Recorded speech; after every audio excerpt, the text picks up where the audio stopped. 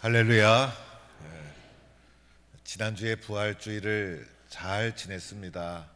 오늘 또 주일날 여러분을 예배 자리에서 만나게 되어서 너무나 행복하고 감사하고 여러분 예배당에 잘 나오셨습니다. 목련도 피고 이제 벚꽃도 피고 또 이번 주 지나면서 이제 진달래 철쭉도 확 피면서 부활의 계절이 찾아온 것 같아요. 그래서 부활절 이전과 부활절 이후가 다르게 우리는 부활의 신앙으로 이제 한 해를 힘차게 달려가는 것입니다. 기독교 역사에 가장 중요한 것은 부활의 사건, 인류 역사에 딱 한 번만 있었던 유일해적인 사건, 부활의 사건. 이 부활의 사건이 오늘 기독교를 시작하게 만들어준 놀라운 사건이었습니다. 전 세계 그리스도인들은 부활절이 되면 교단, 교파, 지역을 초월해서 연합하여서 우리는 부활을 믿는 그리스도인입니다. 연합 예배를 드리면서 그리스도인이라는 것을 드러내고 과시하고 하나님께 영광을 돌리고 형제가 연합하여 동감이 어찌 그리 아름다운고. 그래서 우리 교회도 이제 함께 한 자리에서 연합으로 예배를 드리고 이렇게 부활절이 되면 얼마나 기쁜지 모릅니다. 이제 부활의 증인된 삶을 우리도 살아가는 거예요. 이 땅 위에 이제는 주님께서 죽음, 사망, 권세 이기시고 부활하셨는데 우리도 이제 세상에 살면서 이제 염려도 물리치고 근심도 물리치고 낙심 없고 절망 없는 부활의 증인된 삶을 살아가는 우리 동부의 성도들이 되기를 축원합니다. 오늘 누가복음 24장에는 유명한 사건이 나오죠. 엠마오로 가는 두 제자 이야기가 오늘 말씀입니다. 예수님 부활하신 후에 예수님의 제자 중에 두 사람이 예루살렘에서 서쪽으로 6km 떨어진 엠마오라는 작은 마을로 가게 됩니다. 오늘 이 두 제자는 도대체 누구였을까? 이름이 나오지 않습니다. 그런데 마지막 부분에 가보면 이 두 제자가 예루살렘으로 돌아갔을 때 거기 11제자가 있었어요. 그래서 이 두 제자는 12제자 중에 있었던 사람은 아니에요. 그래서 예수님의 제자 중에 70인 제자가 있었는데 그 70인 제자 중에 두 사람이었을 것이다. 이 두 사람이 말하는 것으로 보아서 예수님을 아주 가까이 따랐던 제자라고 할 수 있는 그런 사람이었을 것이다. 그래서 70인 제자 중에 두 사람이 바로 엠마오 마을로 가는 사람이었다라고 추측을 합니다. 근데 이 사람이 엠마오로 가면서 오늘 말씀에 보니까 서로 이야기하더라. 서로 이야기하는 거예요. 가슴에 묻어둘 수가 없어서 서로 이야기하지 않을 수가 없을 정도로 벅차오르는 가슴, 큰 사건을 겪고 나서 서로 이야기를 하는데 오늘 말씀 14절에도 서로, 15절에도 서로, 17절에도 서로, 32절에도 서로, 그래서 처음부터 끝까지 서로 이야기했다는 것이 강조되면서 오늘 이야기가 전개되고 있어요. 그래서 이렇게 서로 이야기를 하다 보면 몰랐던 사실도 알게 되고 또 서로 이야기하다 보면 정확한 이해를 하게 되고 또 서로 이야기하다 보면 깨닫게도 되고 또 서로 이야기하게 되면 서로가 소통해서 더 좋은 결과를 만들어내기도 하고, 그래서 오늘 서로 이야기하면서 이들이 엠마오로 가고 있었다는 거예요. 그런데 이들이 한 이야기가 무엇이었을까? 무슨 이야기를 이렇게 서로 이야기했을까? 바로 나사렛 예수에 관한 이야기를 했다는 거예요. 그래서 이들이 나사렛 예수에 대해서 이야기한 내용을 또 싹 오늘 본문에 다 나와요. 오늘 본문에 살펴보니까 먼저는 예수님은 하나님과 백성 앞에서 말과 일에 능하신 선지자였다, 이렇게 이 두 제자가 고백하는 거예요. 그래서 이 예수님에 대해서 잘 알고 있었어요. 더하여 예수님에 대해서 이렇게도 말합니다. 그런데 대제사장과 관리들이 그를 십자가에 사형 판결 내리고 죽게 했다는 거예요. 그래서 예수님의 십자가의 사건도 이 두 제자는 잘 알고 있었어요. 그래서 예수님이 죄 없음에도 불구하고 대제사장과 관리들의 모함에 의해서 십자가에서 판결받으시고 죽으셨다는 사실을 잘 알고 있었다는 거예요. 그리고 이 두 제자는 이렇게도 말합니다. 우리는 그 예수가 이스라엘의 속량, 이스라엘을 구원해 주실 분이라고 믿었다는 거예요. 그래서 제자로 예수를 따라다녔다는 것이죠. 그리고 또 더 나아가 이렇게도 말합니다. 그뿐 아니라 장사된 지 사흘이나 지났는데 그가 다시 살아나셨다는 소식이 들었다는 거예요. 그래서 그 시신이 없어졌는데 그가 약속하고 말씀하신 대로 다시 살아나셨다라는 말을 이 제자들이 들었다는 거예요. 그래서 이 제자들은 제자만이 알 수 있는 예수님에 대해서 정확한 이해를 하고 있었던 두 제자가 엠마오로 가고 있었다는 것이죠. 그런데 이 두 제자의 문제가 있었죠. 그것은 바로 예수님의 부활의 소식을 들었지만은 부활의 사건을 믿지 못했다는 거예요. 우리가 들을 수도 있고 또 이해할 수도 있었죠. 그러나 들은 것과 믿는 것이 다르고 아는 것과 믿는 것이 다른 거예요. 아무리 많은 소식을 들었어도 여러분 그 소식을 다 믿습니까? 그런데 이 부활의 소식을 이분들이 들었고 이 부활의 소식을 알고는 있었지만은 이 부활에 대해서 믿지를 못했다는 것이 엠마오로 가는 제자들의 모습이었다는 것이에요. 그런데 이들이 엠마오로 갈 때 이들과 동행하신 분이 있었죠. 두 사람만 간 것이 아니라 이들 속에 가까이 다가가셔서 동행하신 분이 계셨죠. 누구였습니까? 부활하신 예수님. 부활하신 예수님이 이들 가까이 다가가셔서 이들과 동행하고 있었어요. 그래서 오늘 15절 말씀에 예수께서 가까이 이르러 그들과 동행하시니, 그래서 주님이 그들 가운데 막 나타나셔서 가까이 가셔서 동행하고 있었지만은 이들은 예수님이 우리와 동행하고 있는 것을 몰랐다는 거예요. 그래서 이들이 부활하신 예수님을 모르게 되었는데 왜 이들이 부활하신 예수님을 몰라보게 되었을까? 오늘 성경에는 또 이렇게 얘기합니다. 그들의 눈이 어두워져서, 그들의 눈이 가리워져 가지고 예수님이 옆에 계심에도 불구하고 예수님을 알아보지 못한 거예요. 예수님이 그들이 가는 길에 부활하신 예수님이 동행하고 있음에도 불구하고 예수님이 동행하고 있다는 사실을 그들이 알아보지 못했다는 거예요. 어쩌면 오늘 이 자리에도 우리 주님이 함께 계시고 우리의 삶에 동행하고 있음에도 불구하고 우리가 예수님이 동행하고 있다는 사실을 알아보지 못할 수도 있다는 것을 말해주고 있는 것 아니겠습니까? 그래서 이 제자가 엠마오로 가면서 부활의 소식을 들었지만은 믿지 못하고 예수님이 동행하고 있지만은 동행하고 있는 것을 깨닫지 못하고 엠마오로 가는 이 제자의 마음의 상태가 어떠했습니까? 오늘 누가복음 24장에 보니까 두 사람이 슬픔 빛을 띄었다라는 거예요. 마음의 슬픔이 가득 찼다는 것이죠. 여러분, 십자가까지만 알고 있으니 얼마나 마음이 슬펐겠어요. 그래서 마음이 슬프고 마음이 아프고 마음의 절망이 찾아오고 그의 마음에 낙심이 되고, 그래서 이런 마음을 가지고 엠마오를 향하여 걸어가고 있었던 자가 바로 오늘 본문의 두 제자의 모습이었다는 거예요. 또한 이 두 제자를 가리켜 부활하신 예수님이 동행하면서 하신 말씀이 있죠. 미련하고 선지자들이 말한 모든 것을 마음에 더디 믿는 자들이여 라고 하면서 이 두 제자를 책망하고 있는 거예요. 이 예수님을 알아보지 못하는 이 두 제자, 부활하신 예수님을 믿지 못하는 두 제자를 가리켜서 미련한 자야, 마음에 더디 믿는 자야, 이렇게 예수님이 이 두 제자를 책망하고 있더라는 거예요. 여러분, 이 모습이 어쩌면 우리들의 모습일 수도 있어요. 우리가 부활 이후로 살아가고 있음에도 불구하고 이 부활의 감격에 증인된 삶을 살아갔던 제자들이 있는가 하면 엠마오로 가는 제자들이 있었다는 거예요. 그래서 이 엠마오로 가는 제자처럼 마음에 더디 믿고 미련하고 낙심과 슬픔과 절망 가운데 엠마오로 향하여 가던 제자와 같은 모습이 혹시 우리의 모습은 아닌가, 우리의 모습이 그럴 수도 있다는 것을 오늘 본문을 통해 말해주고 있는 거예요. 그러면 여러분이 엠마오로 가던 두 제자가 어떻게 되었습니까? 가던 길에서 발길을 돌려서 예루살렘으로 향하여 발길을 바꾸는 놀라운 일이 일어나는 거예요.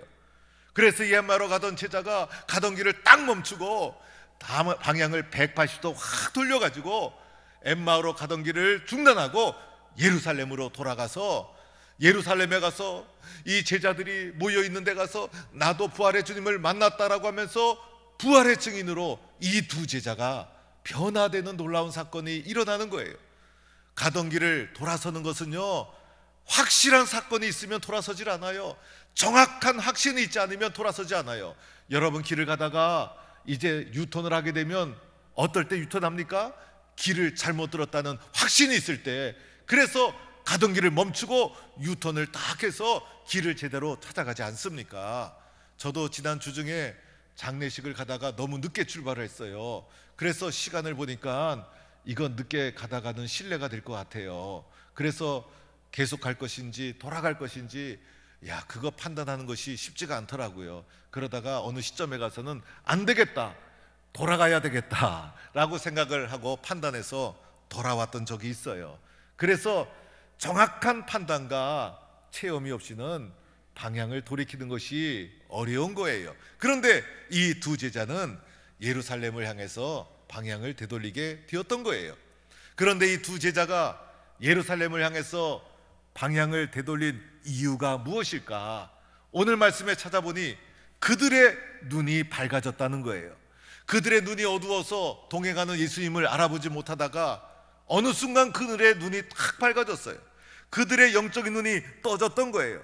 그래서 그들의 눈에 부활하신 예수님이 보였던 것이고, 부활에 대한 확신과 믿음을 영적인 눈이 떠지면서 깨닫게 되면서 이들이 가던 길을 바꾸게 되었다는 거예요.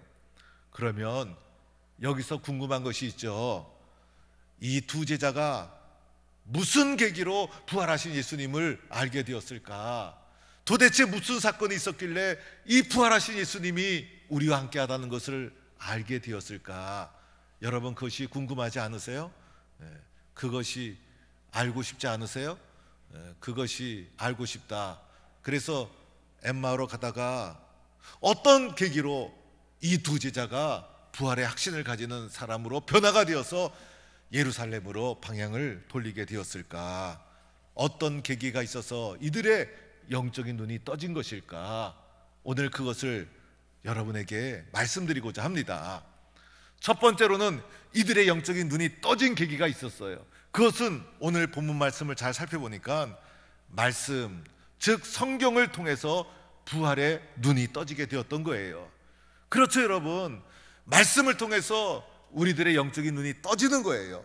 그래서 오늘 말씀에도 보니까 그들이 서로 말하되 길에서 우리에게 말씀하시고 성경을 풀어주실 때에, 길에서 우리에게 말씀하시고 성경을 풀어주실 때라고 하면서 말씀과 성경을 말해주고 있더라는 거예요. 이 부활하신 예수님이 엠마오로 가는 두 제자들과 동행할 때에 이 두 제자에게 가까이 오셔서 동행하시면서 무엇을 하셨습니까? 서로 말씀하기 시작하셨잖아요. 말씀을 통해서 그들의 잠자는 영혼을 깨우기 시작한 거예요. 그러면서 예수님에 대해서 풀어주시기 시작하셨잖아요. 그리스도가 고난을 받아야 영광에 들어가야 할 것이 아니냐. 여기서 말하는 고난은 바로 십자가의 사건, 영광은 부활의 사건. 그래서 십자가와 부활, 고난과 영광에 대해서, 그리고 십자가에 죽으신 것이 당연하고 십자가의 죽음 이후에는 부활의 영광이 있다는 사실을 성경을 통해서 그들에게 풀어서 증언해 주었다는 거예요. 그래서 이 두 제자가 예수님을 통해서 무엇을 들었습니까? 성경에 쓴 바, 27절 말씀, 그리고 32절에는 성경을 풀어주실 때에 말씀을 통해서 영적인 눈이 떠지고 부활하신 예수님을 알아볼 수가 있었다는 거예요. 여러분, 우리에게 무엇을 말해줍니까? 우리들도 오늘 성경을 통해서 배워야 된다는 거예요. 이 말씀을 듣는다는 것이 얼마나 소중한지. 이 사람의 마음은요, 수시로 변해요.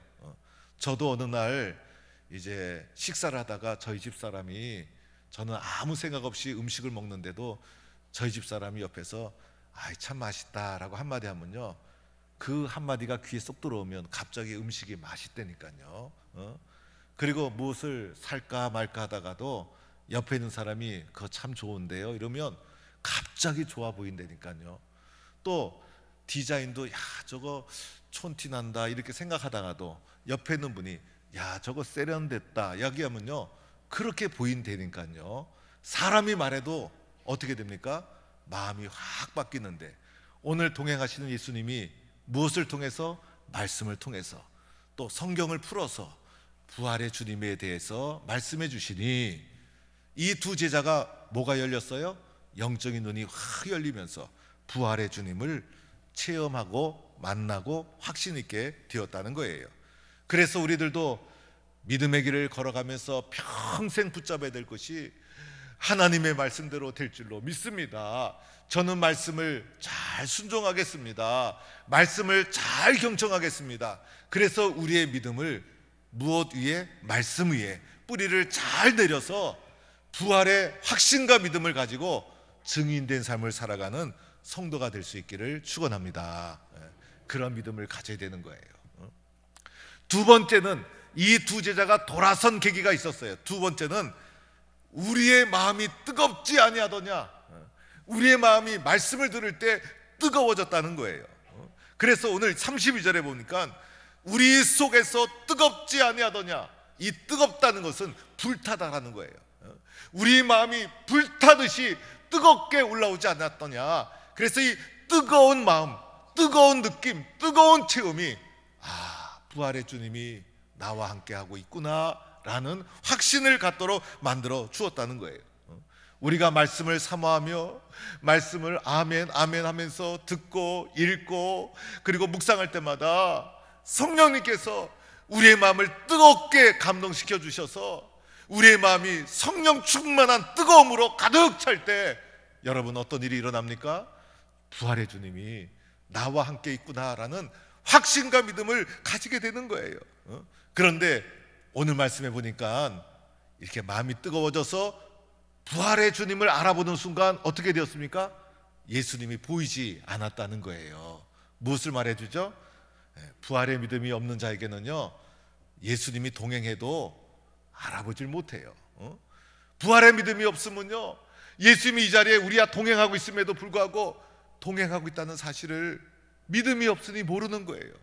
그러나 부활의 믿음이 말씀과 뜨거움으로 충만해지면요 예수님이 보일 필요가 없어요. 예수님이 보이지 않아도 아무 걱정 없어요. 왜냐하면 말씀과 또 뜨거운 마음으로 이미 성령 충만해서 주님이 육신의 눈에 보이지 않아도 부활하신 주님이 나와 함께 있다는 것이 조금도 의심가지 않아요. 저도 청년 시절에 주님을 사모할 때 부활의 주님이 저에게 탁 나타나셔서 제 이름을 탁 부르면서 저를 좀 안아줬으면 좋겠어요. 그래서 부활의 주님 제 눈에 좀 보였으면 좋겠어요. 주님 저는 주님을 보고 싶어요 라고 한때는 열심히 목 놓아 기도했을 때도 있었어요. 그런데 어느 날 말씀을 통해서 은혜 받고 마음이 뜨거워지고 또 말씀 묵상하다가 주님의 말씀이 믿어지고 마음속에 말씀이 가득 채워지니까요 주님 보고 싶어요 라는 기도가 중단되더라고요.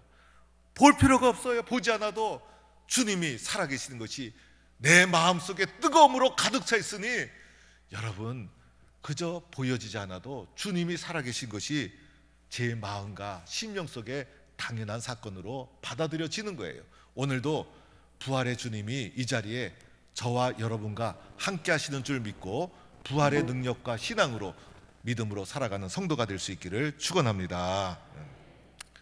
이 엠마오 마을로 가는 두 제자, 이 두 제자라는 이 사건이 유명한 사건이에요. 그래서 이 그림이 또 유명한 그림이 있어요. 렘브란트라는 유명한 화가가 저 그림을 그린 거예요. 여러분 저 그림을 한 번쯤은 보셨을 거예요.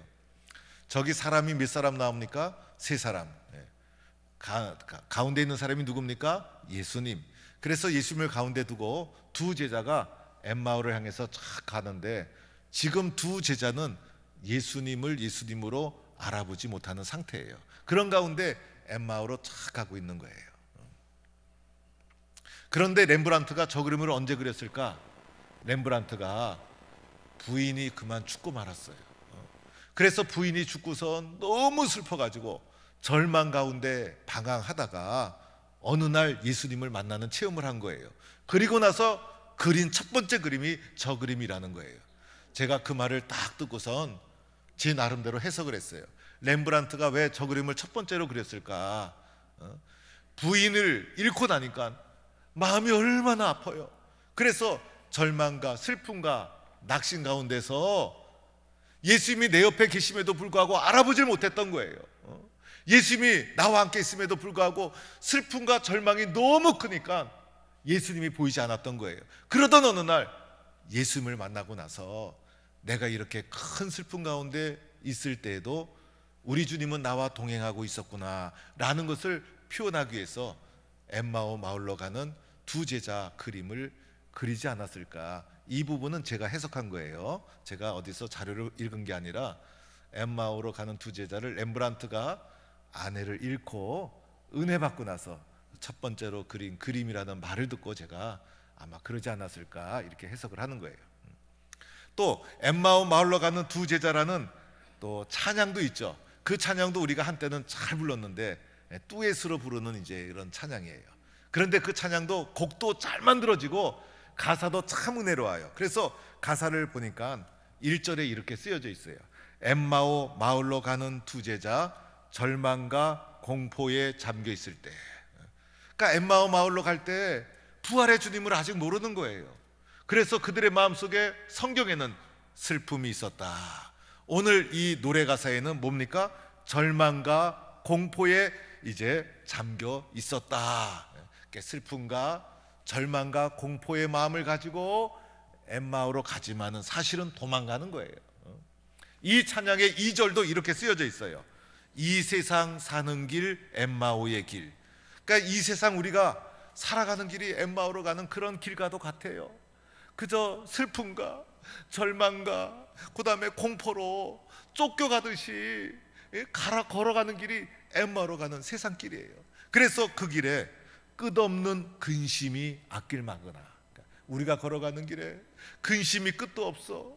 그래서 끝없는 근심이 앞길을 막는 길이 부활의 확신을 가지지 못한 엠마오로 가는 길이었다는 거예요. 그런데 엠마오로 가다가 놀라운 사건이 일어나요. 부활의 주님을 만난 거예요. 그래서 방향을 돌려서 예루살렘으로 향하게 되는 것이죠. 이때 가사가 바뀌어요. 이렇게 바뀝니다. 1절 후반부에는 주 예수 그들에게 나타나시사 참되신 소망 보여주셨네. 야, 부활의 주님을 만나니 소망이 없어서 슬픔과 절망과 공포 가운데 엠마오로 도망가던 우리가 부활의 주님을 만나서 참 소망을 만나 방향을 돌려서 예루살렘을 향해 가서 부활의 증인된 삶을 살게 되었다는 거예요. 2절에도 가사가 이러합니다. 주 예수 우리에게 나타나시사 새 소망 주심을 믿사옵니다. 새 소망을 받은 거예요. 그래서 방향을 돌려서 이제 예루살렘을 향하여 나가게 되었다는 것입니다. 여러분, 엠마오로 가던 길을 돌아서서 예루살렘을 향하여 부활의 주님과 함께 힘차게 달려가는 성도가 되기를 축원합니다. 우리가 세상 살다 보면 슬픔도 겪고 낙심도 겪고 절망도 겪고 공포도 있고 끝없는 근심이 우리의 앞길을 막을지라도 부활의 능력으로 물리치는 성도가 되기를 축원합니다. 말씀을 꼭 붙잡고 성령 충만한 뜨거운 마음으로 부활의 증인된 삶을 능력 있게 살아가는 성도가 되기를 간절히 축원합니다.